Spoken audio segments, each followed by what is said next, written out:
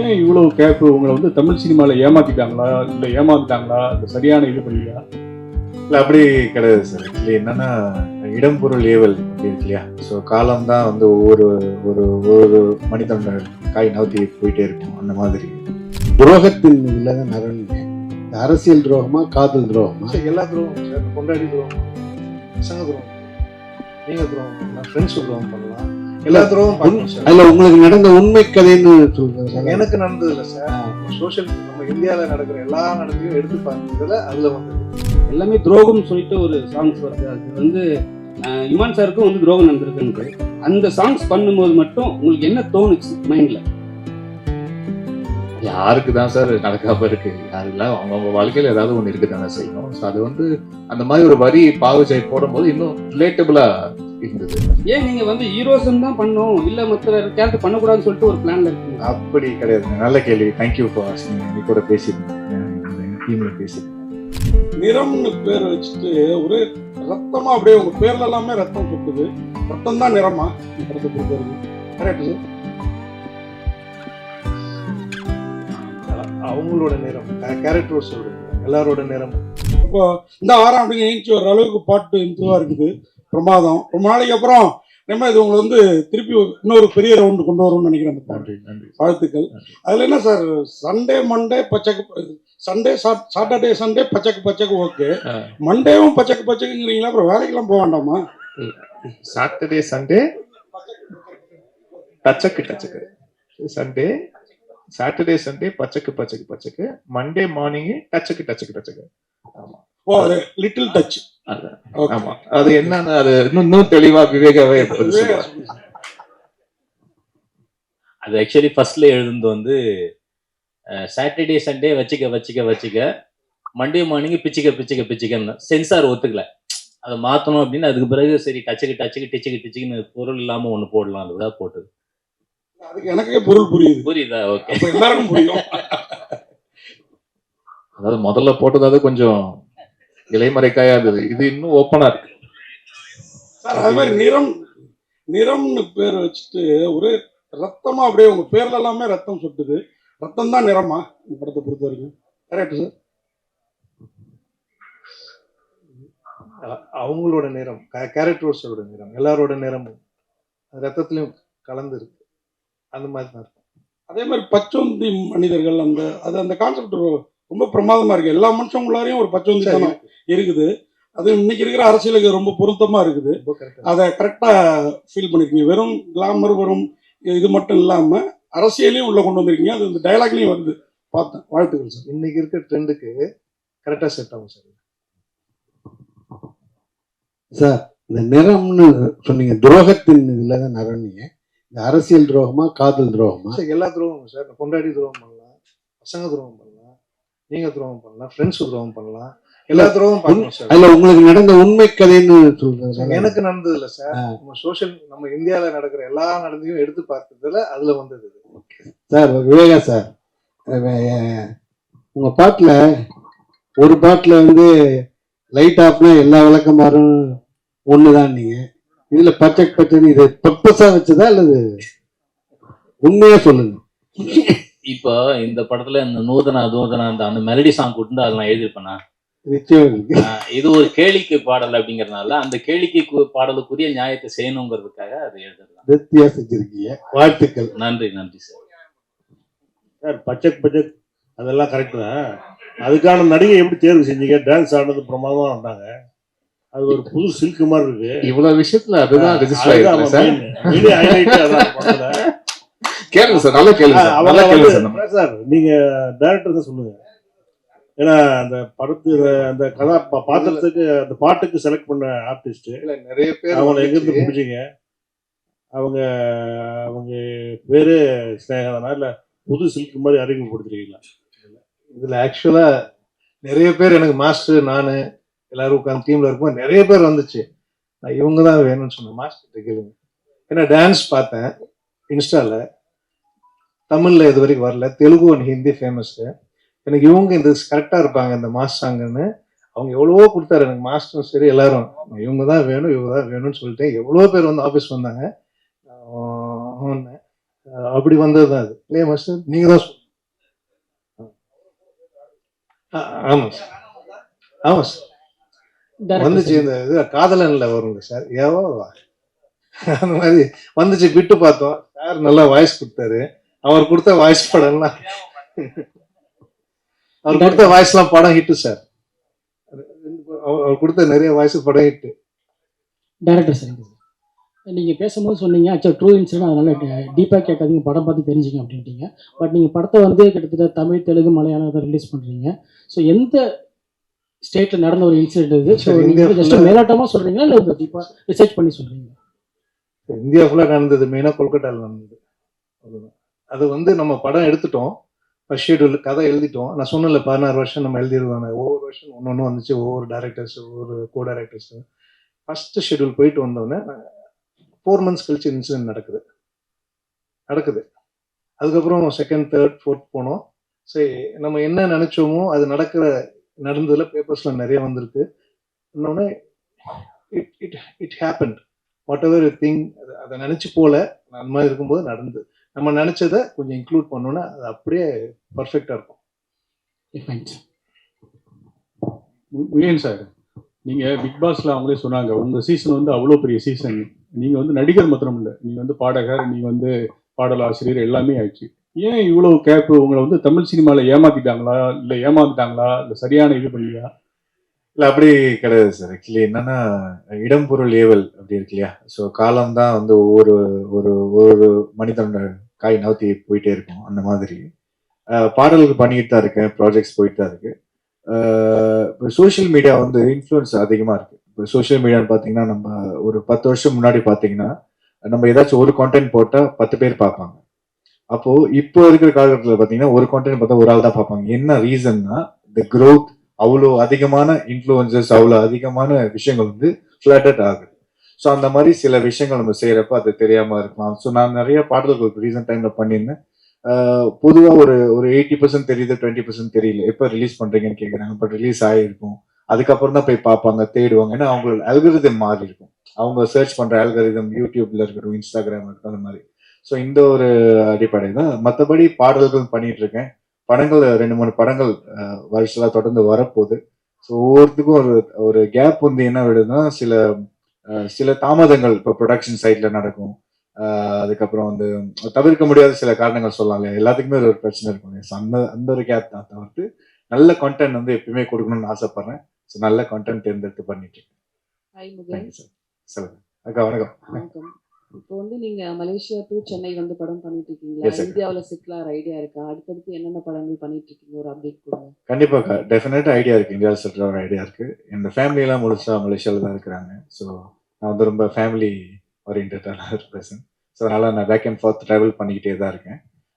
எனக்கு இப்போ இங்கே அதிகமான வாய்ப்புகள் கிடைக்கிறப்ப இங்கே இருந்து ஒரு ரீசெண்ட் டைம்ல படம் பண்ணுறப்போ ஒரு 3 months, ஒரு 4 months, 6 months, 8 monthsலாம் கூட இருந்திருக்கேன். ஸோ 8 months இங்கே இருந்து ஃபுல் ஸ்ட்ரெச்சாக முடிச்சுட்டு அதுக்கப்புறம் ஊருக்கு போயிட்டு வந்திருக்கேன். இந்த மாதிரி ட்ராவலிங் தான் இருக்கு. அடுத்தடுத்த எக்ஸைட்டிங்கான படங்கள், ப்ராஜெக்ட்ஸ், பாட்டு இதெல்லாமே வரிசலாக காத்துட்டு இருக்கு. இந்த நிறம் முடிஞ்சதுக்கு அப்புறம் ஒவ்வொரு அப்டேட்டாக இருக்கும். முகேன் சார், அண்ணன் கேட்ட கொஸ்டினோட இது தொடர்ச்சி தான். ஏன்னா பிக் பாஸ்ல ஜெயிச்சவங்க எல்லாருமே தான் வந்து ரொம்ப ஸ்ட்ரகிள் பண்றாங்க. ஆனா வந்து கூட இருக்கிறவங்க வந்து நிறைய படம் பண்ணிடுறாங்க. ஏன் நீங்க வந்து ஹீரோசம் தான் பண்ணணும், இல்ல மற்ற கேரக்டர் பண்ணக்கூடாதுன்னு சொல்லிட்டு ஒரு பிளான்ல இருக்கீங்க? அப்படி கிடையாது. நல்ல கேள்வி, தேங்க்யூ ஃபார் ஆஸ்கிங். நான் இன்னைக்கு கூட பேசியிருந்தேன், என்னோட டீம்ல பேசியிருந்தேன். ஆக்சுவலி ஹீரோ மட்டும் பண்ணணும்னு கிடையாது, எல்லா கதாபாத்திரமும். இப்போ இருக்கிறது வந்து பாத்தீங்கன்னா ஹீரோவை வச்சு ஸ்டாரி பண்றதை விட ஸ்டாரி தான் ஹீரோவா இருக்கு நிறைய இடங்கள். அது மாதிரி நிறைய படங்கள் கூட நீங்க சொல்லலாம். எக்ஸாம்பிள் சொல்லணும்னா டூரிஸ்ட் ஃபேமிலி, அது வந்து ஹீரோ ஓரியன்ட் ஃபிலிம் கிடையாது, அந்த ஸ்டாரி வந்து ஒரு ஹீரோ. அந்த மாதிரி நல்ல கதாபாத்திரம் உள்ள எந்த ரோல் கிடைச்சாலும், ஒரு வில்லன் கிடைச்சாலும் பண்ணணும்னு எனக்கு ஆசை இருக்கு. நல்ல கதாபாத்திரம் ரோல் கிடைச்சாலும் பண்ணணும்னு ஆசை இருக்கு. கண்டிப்பா அதை நோக்கி போவோம். இமான் சார், டாக்டர் சொன்னாங்க எல்லாமே துரோகம்னு சொல்லிட்டு ஒரு சாங்ஸ் வருது. அது வந்து இமான் சாருக்கும் வந்து துரோகம் நடந்திருக்குன்ட்டு. அந்த சாங்ஸ் பண்ணும்போது மட்டும் உங்களுக்கு என்ன தோணுச்சு மைண்ட்ல? யாருக்கு தான் சார் நடக்காம இருக்கு? யாருலாம் அவங்கவுங்க வாழ்க்கையில ஏதாவது ஒன்று இருக்கு தானே செய்யும். ஸோ அது வந்து அந்த மாதிரி ஒரு வரி பாவுஜை போடும்போது இன்னும் ரிலேட்டபிளா இருந்தது. அது வந்து எனக்கு மட்டும் இல்லை, அது கேட்கறவங்க யாரா இருந்தாலுமே அவங்களோட வாழ்க்கையில ஏதாவது ஒரு நிகழ்வு நடந்திருக்கும் இல்லையா? ஸோ அதை வச்சு பார்க்கும்போது ஓகே, ரொம்ப ரிலேட்டபிளா இருக்கு.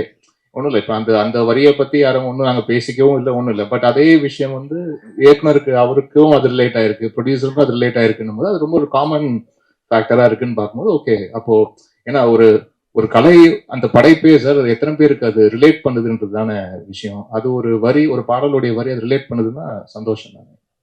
Vijay sir, Mugen sir, Vijay sir, Mugen sir, உங்களுக்கு ஒரே கொஸ்டின். விஜய் சார் ஒரு நிமிஷம் சார்.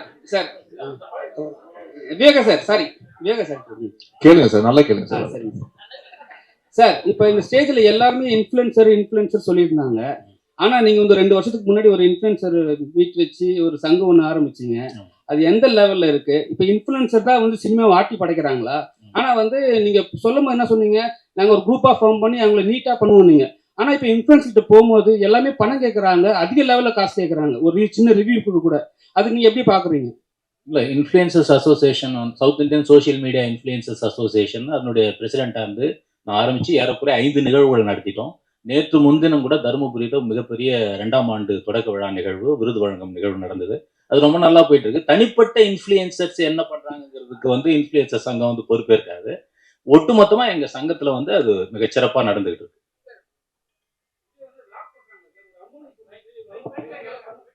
இவ்வளோ அமௌண்ட் கொடுத்தாதான் என்னால் ஒரு படத்தை ரிவ்யூ கொடுக்க முடியும், நல்லா கொடுக்க முடியும்னு சொல்கிறாங்க. ஆனால் வந்து அவங்கள போயிட்டு ஃபாலோ பண்ணுற ஆளுங்க வந்து போய் படம் பார்க்குறது கிடையாது, அவங்கள மட்டும் தான் ஃபாலோ பண்ணுறாங்க.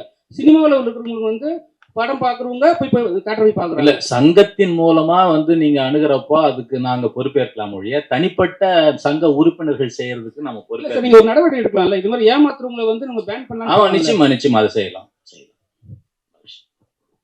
சார் முகின் சார், அந்த பாடல் பற்றி தான் திருப்பி வரேன். சரி. அந்த டச்சக்கு பாட்டில் உங்களுக்கு வந்து பெரிய போர்ஷன் இல்லை, ஏதோ நீங்கள் கேட்டு வாங்கி ஆடின மாதிரி தெரிஞ்சுது. என்ன மாதிரி அதில் என்ன மாதிரி இல்லை, எல்லாரும் மாதிரியும் ஈர்ப்பு ஏற்பட்டு அந்த சாங்கில் நானும் இருக்கணும் அப்படின்னு வந்தீங்களா? என்ன அது? இல்லை சார், நான் அப்போ அந்த மாதிரி ஆர்டர்ல ஆக்சுவலி இல்லை அதுதான் சார் சொன்ன மாதிரி அந்த படத்துல அந்த சிச்சுவேஷனுக்கு அந்த சாங் தேவைப்பட்டு இருக்கு. அது எதுனால அந்த போலீஸ் பின்னாடி வராங்க இல்லையா, அது ரிவீல் பண்ணிருப்பாங்க போலீஸ் வராங்கன்னு. ஸோ அந்த கேரக்டர் வந்து அங்க டிராவல் பண்ணணும், அங்க போகணும். அந்த நீட் இருந்தனால தான் அந்த சீன்ல வச்சிருந்தாங்க. நிதின் சத்யா, நீங்க ஒரு நல்ல நடிகர். உங்க பாண்டியராஜனுக்கு அப்புறம் அந்த விழியாலேயே நடிக்கக்கூடிய ஒரு மனிதர் நீங்க. இடையில பெரிய பிரேக். நீங்க அவர் இப்ப முகின் மாதிரி தான், ஹீரோ வில்லன் எந்த கேரக்டர் வேணாலும் பண்ணுவீங்க. ரொம்ப நாளா கேப் விட்டீங்களா? பர்சனலா அம்மா அந்த மாதிரி சோகம் அந்த மாதிரி விஷயங்களா? இல்ல அப்படிலாம் இல்ல, ப்ரொடியூசர் வேற இடையில ஆனீங்கல்ல, எல்லாமே என்னாச்சு? ஒரு 4 படம் ப்ரொடியூஸ் பண்ணேன். அதுக்கப்புறம் ஒரு பெரிய நிறுவனத்துல வந்து ஹெட் ஆஃப் ஆப்ரேஷன்ஸா இருந்தேன். இப்போ I am back into my production. அதான் முகின் சொன்ன மாதிரி இடம் பொருள் ஏவல் நல்ல படம், ஒரு தரமான படம், அதுல ஒரு நல்ல கேரக்டர், அதுதான் இனிமே குவாலிட்டி தான் பார்க்கணும். குவான்டிட்டி பார்க்கறது வந்து எனக்கு பெரிய உடன்பாடு இல்லைன்னு தான் நான் ஃபீல் பண்றேன். இனிமே இந்த கேப் இல்லாம நான் பாத்துக்கிறேன் கண்டிப்பா. இயக்குனர் சார், அதாவது இந்தியாவில் வந்து தொடர்ந்து வந்து பாலியல் குற்றங்கள் வந்து பெண்களுக்கு எதிராக அதிகமாக நடந்துகிட்டு இருக்கு. நீங்க வந்து இந்த பாலியல் குற்றத்தை வந்து இந்த படத்துல மையப்படுத்தி எடுத்திருக்கீங்களா, இல்ல வேற ஏதாவது இன்சிடென்ட்? ஓகே சார், இது உண்மை சம்பவத்தை தழுவி உண்மை சம்பவம் ஆயிருக்கு. ஓகே சார், சரி, இருந்திருக்கு, வந்திருக்கு. அதுவும் இல்லாமல் இதுக்கு முன்னாடி வந்ததெல்லாம் ஒட்டியே வரும். ரொம்ப ஒட்டினது வந்து இப்போ ரீசெண்டாக வந்தது. Okay sir.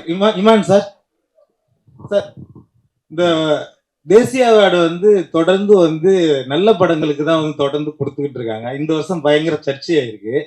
இப்போ வந்து நீங்க இந்த மாமா வாரியா வா மச்சு வாரியான்னு இந்த பாட்டு போடுறீங்க. இந்த வருஷத்துக்கான தேசிய அவார்டு வந்து 2027 உங்களுக்கு கிடைக்குமா?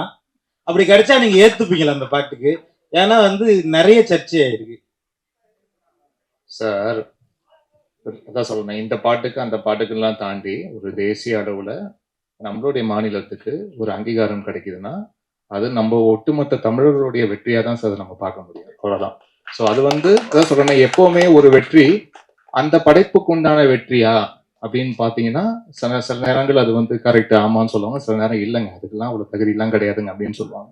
பட் நான் எப்பவுமே அதை எப்படி பாக்குறேன்னா, ஒருத்தருடைய டிராவல், அவங்க எங்கேருந்து வந்திருக்காங்க, அவங்க என்னவா இருந்திருக்காங்க, இதே துறையில எத்தனை ஆண்டு காலமா அவங்க அது வந்து ரொம்ப அந்த இடத்தை தக்க வைப்பதற்குண்டான உழைப்பை எவ்வளவு போட்டிருக்காங்க, அதெல்லாம் சேர்ந்து ஒரு அதுக்குண்டான முத்தாய்ப்பா வந்து ஒரு விஷயம் ஒன்று நடக்கும், ஒவ்வொருத்தருடைய வாழ்க்கையில வந்து நடக்கும். அது அவங்க கொடுக்கப்படுற விருது வந்து அதுக்கு தகுதியானதா இல்லையான்னு பார்த்தீங்கன்னா அதுக்கு வந்து மாற்று கருத்து இருந்துகிட்டே இருக்கும். அது எல்லாரோட விமர்சனத்துக்கு உள்ளான ஒரு விஷயம் தான்.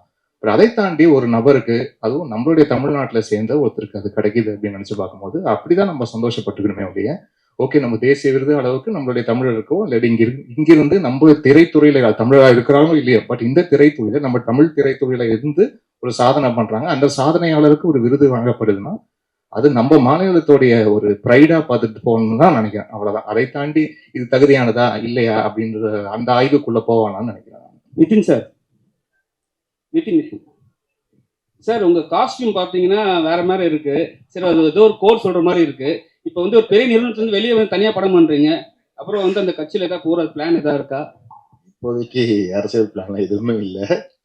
இந்த back into acting, back into production, அதுதான் இப்போதைக்கு பிளான். இமான் சார், நீங்க நேஷனல் அவார்டு பேசினால கேட்குறோம். நேஷனல் அவார்டு ஜூரி மேலேயே நிறைய குற்றச்சாட்டு வருது. அவங்க வந்து நம்மளுக்காக உரிமையா போராடி வாங்கியிருக்கணும், மலையாளத்திலயோ பெங்காலியோ பேசி வாங்குறாங்க, நமக்கு வாங்கல. தகுதியான படம் நிறைய படம் இந்த வருஷமே வந்து அவ்வளவு உள்ள படங்களுக்கு வந்து கிடைக்கல, தகுதி இருக்கோ இல்லையோ சில சிபாரிசுல வாங்குறாங்க அப்படிங்காங்க. நீங்க நேஷனல் அவார்டுனால உங்க அதை கருத்தை பத்தி? அது வந்து ஆக்சுவலா ஒருத்தர் எடுக்கிற முடிவு கிடையாது சார். நம்ம இங்கிருந்து பார்க்கும்போது நம்ம மாநிலத்துக்கு இதை கிடைச்சிருக்கலாமே, இதை பண்ணியிருக்கலாமே, இங்க இருக்கிறவர்கள் இதை சொல்லியிருக்கலாமே, இதுக்காக வந்து போராடி வாங்கியிருக்கலாமே, அதெல்லாம் நம்மளுடைய கேள்விகள் இருக்கும். பட் அந்த ஜூரியில இருக்கும்போது வெறும் நம்ம அது வந்து தமிழுக்கு உண்டான குரலா மட்டும் இருக்காது. அது ஒவ்வொரு மாநிலத்திலையும் அவங்களுடைய படங்களும் திரைப்படங்களும் பிளஸ் என்ன திரைப்படங்கள் இங்க நம்ம அனுப்பப்படுது. இப்போ வந்து ஒவ்வொரு அவார்டு விஷயத்துக்கும் அவங்க வந்து அந்த திரைப்படம் முதல்ல அதுக்காக முறைப்படி அனுப்பப்பட்டிருக்கா, அவங்க அதை பாக்குறாங்களா, அவங்களுக்கு வந்து அது வந்து காட்சி அளிக்கப்பட்டிருக்கா, முறைப்படி அதை வந்து ஃபார்வர்ட் பண்ணிருக்காங்க. நிறைய படங்கள் தகுதியான படங்கள் இருக்கும், பட் அந்த கமிட்டிக்குள்ளேயே போயிருக்காது, அந்த கமிட்டிக்குள்ள ஸ்கிரீனிங்குள்ளேயே போயிருக்காது. அப்போ எப்படி வந்து அவார்டு நீங்க எதிர்பார்க்க முடியும்? இதெல்லாம் விஷயங்கள் இருக்கு. ஸோ பிளஸ் அங்க ஸ்கிரீன் பண்ண படங்கள் தாண்டி அங்க ஒவ்வொரு மாநிலத்துக்கு உண்டான அந்த ஜூரி, அதை தாண்டி அந்த ஜூரிஸ் எல்லாருமே கலந்து பேசி ஒரு முடிவு எடுக்கிறதுன்னு இருக்கு இல்லையா? இதுல வந்து பல பல ஸ்டேஜஸ் இருக்கு. ஸோ அதனால வெறும் நம்ம இங்க தமிழை சார்ந்து இங்க இருக்கிற ஜூரி மெம்பர்ஸை மட்டுமே ஏன்னு கேள்வி கேட்கறதோ குற்றம் சொல்றதோ அது வந்து சரியா இருக்காதுன்னு என்னுடைய அபிப்பிராயம் சார். ஹீரோயின் மேடம், ஹீரோயின் இங்கே சினிமாவில் மொத்தமாக பார்த்தீங்கன்னா இந்தியா ஃபுல்லாகவே நிறம் அப்படின்றது ரொம்ப முக்கியமாக இருக்குது. அதில் பார்த்தீங்கன்னா ஒயிட்டை மட்டும்தான் நல்லா தேர்ந்தெடுப்பாங்க, பிரைட்டாக இருக்காங்களா அழகாக இருக்காங்களா. பிளாக் கொஞ்சம் இதுவாக இருந்தால் கூட அவங்க வந்து ரிஜெக்ட் பண்ணிடுவாங்க. ஸோ இதை எப்படி பார்க்குறீங்க? ஏன்னா சமீபத்தில் பிரியாமணி போயிட்டு பாலிவுட்டில் போய் அவங்களே சொல்லியிருக்காங்க, கருப்பாக இருக்குனால எங்கேயே ஓரம் கட்டிட்டாங்க அப்படின்ற மாதிரி. ஸோ இதை எப்படி பார்க்குறீங்க? புரியலையே. அதாவது bright They are mostly all films. They only ask, they only putting white females, fair females.